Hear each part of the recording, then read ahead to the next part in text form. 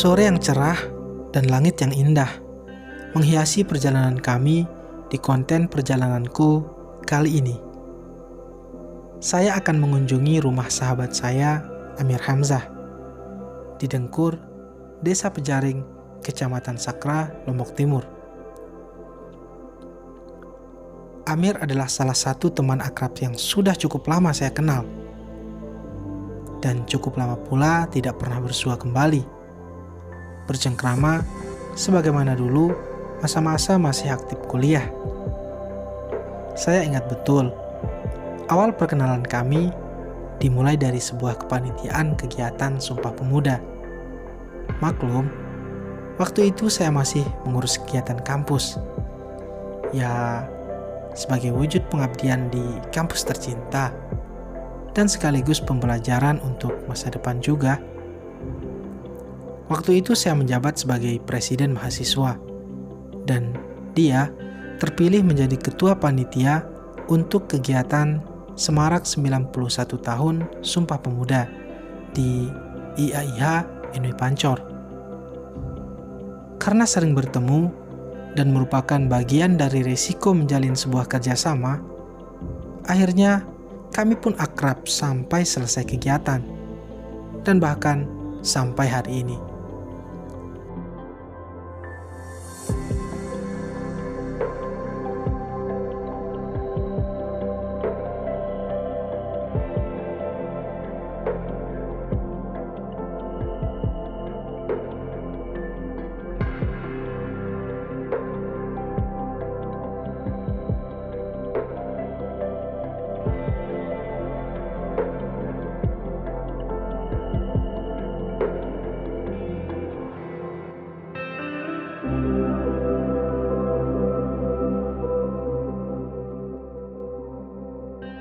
Singkat cerita, beberapa waktu yang lalu, ia meminta saya untuk memantik diskusi di sebuah organisasi kepemudaan dan kemahasiswaan yang ia pimpin.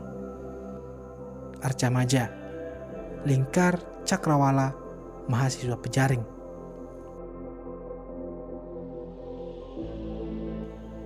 Setelah janjian, ia pun menyebut saya di sekretariat BEM IAIH NW Pancor. Maklum, sebelumnya saya sudah meminta untuk menjemput saya di sana. Di perjalanan, kami memanggil tawa, berbagi pengalaman dan cerita. Tidak seperti biasanya, kita hanya ngobrol seputar perempuan dan cinta. Tapi kali ini, bahasan kita cukup ngeri-ngeri sedap. Hehehe. Oh, di sini, ini bobanya nih. Ya bobanu nih. Iya, betul. Adik kah? Oke, boba. Oh, ini dia bobanya ya. Oke, teman-teman, nanti siapapun yang ke daerah Rumbu bisa berhenti sejenak untuk meminum es boba yang nikmat. Apa nama bobanya nih? Hah? Aparan. Bukan. Ya. Es boba brown sugar. Apa? Es boba brown sugar. Oh, es boba brown sugar di Rumbu. Harganya relatif murah. Bisa dibeli dengan harga 5.000 dan 10.000. Oke guys, jangan lupa. Ini dia. Nah. Oke teman-teman. Itu dulu, kita lanjutkan perjalanan.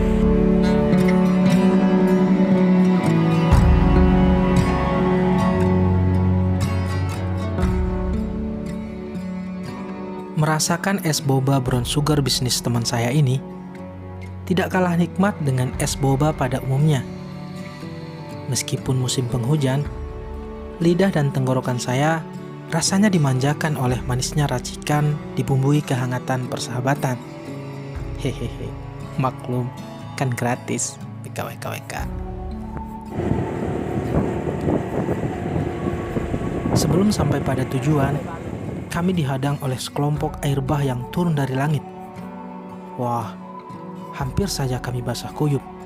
Untungnya, ada tempat berteduh, sehingga kami harus menepi sejenak untuk mengamankan diri.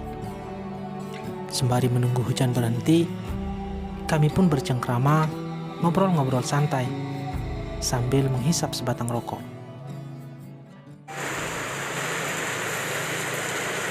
Hujan, guys. Kita berhenti dulu untuk berteduh karena hujan. Tinggal sebentar ini, Bung. Tinggal 100 meter, 200 meter lah. Dari sini ya. Jadi teman-teman, beliau ini luar biasa. Contoh anak muda yang ingin melacuri dirinya secepat mungkin untuk mendapatkan kemuliaan di akhir nanti. Kenapa harus kita lacuri diri kita? Lacur bukan dalam artian menjual diri, tidak, tapi dalam artian menyiksa diri dari sekarang. Kita tidak boleh terlena dengan situasi yang membuat kita nyaman sehingga hanya menikmati mimpi, kemudian semakin tidur dalam mimpi-mimpi itu. Mantap. Jadi beliau ini usaha apa ini? Boba ya. Nah, ini bobanya tadi kita bawa. Ya, kemarin berapa modalnya nih? Pas memulai. Tidak mahal. Sedikit lah. Tetapi yang penting memulai mencoba ya. Berani. Nah, ya. Berani memulai. Berani memulai. Apa pesannya untuk anak-anak muda? Nah, intinya kita harus berani lelah, berani capek. Jangan sampai kita terlena seperti katanya tadi. Terlena dengan keadaan, menikmati suasana apa yang kita kita mengikuti alur cerita kita sesuai keadaan lingkungan kita. Kalau kita tetap bergaul sama lingkungan seperti contoh lah air Coca-Cola yang dijual di pinggir jalan sama air Coca-Cola yang dijual di kafe atau di hotel itu beda, padahal sama. Padahal Coca-Cola ini sama kan, tapi beda harganya. Kenapa bisa beda? Karena lingkungannya yang berbeda. Kalau kita tetap bergaul sama orang-orang yang memikirkan tentang masa depannya, otomatis kita akan luar biasa. Kita akan kena getahnya ya. Kalau kita suka sama orang-orang yang pemalas, tidak mau bekerja, orang yang gengsi, ya kita akan tetap seperti itu. Intinya kita tidak usah malu lah. Oke, mantap. Thank you. Terima kasih, itu kata-kata ya pencerahan lah untuk kita semua. Iya, memang kebiasaan tekan karena kita dibiasakan membaca. Akhirnya terlalu sering membaca, waktu kita habis tidak pernah mencoba. Ya. Yesus. Akhirnya kita didahulukan nanti sama orang-orang yang tidak sekolah. Tidak sekolah tapi berani memulai kan. Nah, di sana dia belajar. Jadinya dia ikuti alur dari perkembangan bisnisnya, dan itu yang menyebabkan dia sampai pada puncaknya. Tapi itu melalui proses yang lama. Nah, kita bisa bedakan dengan orang-orang yang sering baca buku tapi tidak berani untuk mempraktekkannya. Nah, semakin banyak dia baca buku kan semakin banyak pertimbangan. Kan dia itu bisa membaca resiko-resiko yang akan dihadapi untuk kedepannya kan. Jadi itu yang membuat pertimbangannya makin besar. Nah, itulah penyebabnya dia tidak berani memulai. Nah, kalau orang yang berani memulai, terus disandingi dengan baca buku, mencari masukan-masukan dari para bisnis yang yang lain. Nah, itu akan menjadikan lebih efektif lah waktunya untuk mencapai masa puncaknya. Intinya jangan sampai kita sudah berumur 30 baru kita memulai. Tapi kita harus memulai dari sejak umur 20 atau 21, 22 lah. Intinya soalnya kita harus siap kan. Di sana kita masih lah ada darah-darah muda lah. Jadi tidak takut anu kan, tidak Masih- takut apa nih namanya, dia itu terlalu berambisi lah kalau masih muda itu kan.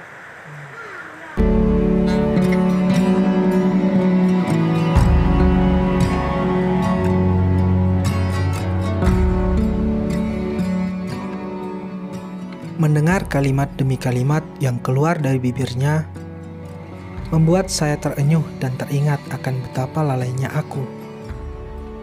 Meskipun saya telah jauh lebih dulu mengenyam dunia pendidikan perguruan tinggi, lebih-lebih di bidang ekonomi, tapi tidak otomatis membuat saya lebih berani darinya untuk mencoba memulai dunia bisnis atau usaha. Saya ingat betul, beberapa bulan yang lalu, sebelum masa pandemi COVID-19 ini menyerang, ia menggeluti dunia sales marketing, ATK dan aksesoris di PT Abadi Adaha Mandiri Selong. Waktu itu, tidak sedikit yang mentertawakannya. Beberapa teman, termasuk saya.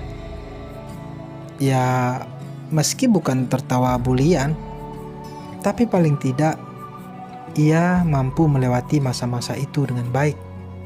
Dan dari situlah ia mulai belajar tentang dunia bisnis. Sekarang, omset yang bisa ia hasilkan dari bisnis boba tersebut lebih dari 5 juta per bulan. Itu masih hitungan dalam pendapatan terkecil dan pendapatan di musim penghujan. Tentu jika dihitung rata-rata sesuai pendapatan, lebih-lebih di musim panas, maka angka pendapatannya pun jauh lebih banyak. Mungkin bagi sebagian orang itu biasa saja, tapi bagi saya ini luar biasa. Semangat terus kawan, semoga bisnismu semakin berkembang. Gimana tadi gimana? Apanya? Apa yang diantisipasi? Jangan sampai lah kita gini ya sama orang tua, tapi harus gini. Oh iya. Paham lah maksudnya. Iya, luar biasa.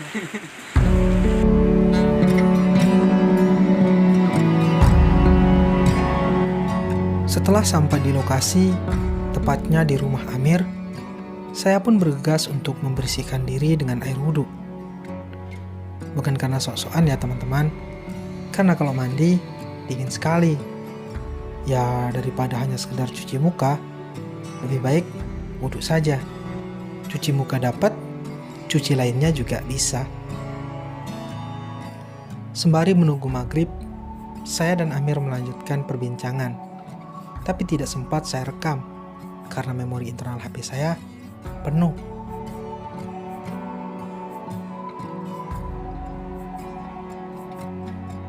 Setelah sholat maghrib, akhirnya agenda inti pun tiba, di mana dimulai dari yasinan bersama hingga diskusi terbuka, yaitu membahas tentang meningkatkan spiritualitas menuju generasi yang berkualitas. Sebagai orang yang diamanahkan untuk memantik diskusi, saya pun menyampaikan materi dengan hati-hati dan namun tetap dalam suasana yang rileks. Dan alhamdulillah, sesi diskusi berjalan dengan lancar. Teman-teman Arjamaja menyambut saya dengan kehangatan dan penuh penghormatan. Setelah sesi diskusi selesai, kami pun makan bersama, dan terakhir dilanjutkan dengan foto bersama sebagai bukti atau dokumentasi kegiatan. Saya ucapkan terima kasih banyak kepada teman-teman Arjamaja yang telah mempercayai saya untuk berbagi pada kesempatan kali ini. Semoga di kesempatan lain kita dapat dipertemukan kembali dalam keadaan sehat walafiat. Amin.